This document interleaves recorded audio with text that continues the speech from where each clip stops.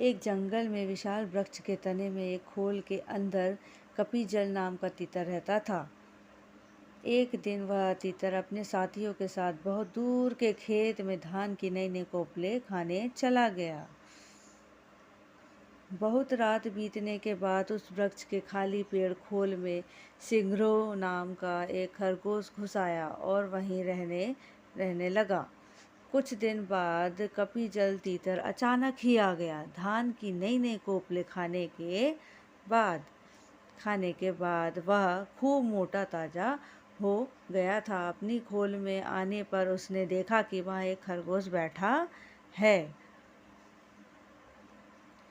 उसने खरगोश को अपनी जगह खाली करने को कहा। खरगोश भी तीखे स्वभाव का था। बोला, यह घर अब में तेरा नहीं, बापी कूप तालाब और वृक्ष के घरों का यह नियम है कि जो भी उनमें बसेरा कर ले उसका ही वह घर हो जाता है। घर का स्वामित्व केवल मनुष्यों के लिए होता है, पक्षियों के लिए नहीं। गृह स्वामित्व का कोई विधान नहीं है।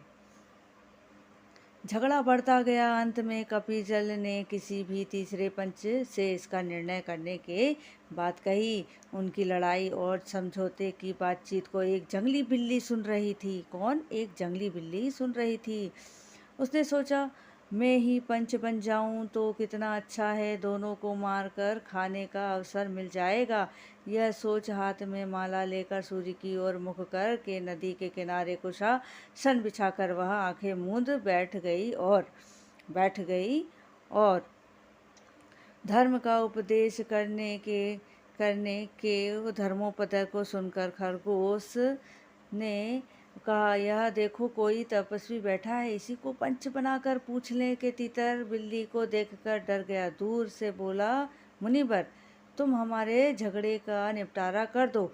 जिसका पक्ष धर्म विरुद्ध होगा उसे तुम खा लेना। यह सुन बिल्ली ने आंख खोली और कहा, राम राम, ऐसा ना कहो।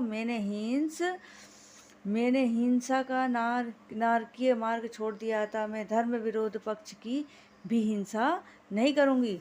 हाँ, तुम्हारा निर्णय करना तुम्हें स्वीकार है, किंतु मैं वृद्ध हूँ, दूर से तुम्हारी बात नहीं सुन सकती। बिल्ली की बात पर दोनों को विश्वास हो गया और दोनों ने उसे पंच मान लिया और उसके पास आ गए। उसने भी झपटा मारकर दोनों को एक साथ ही पंचों में दबोच लिया। कैसी लगी आपको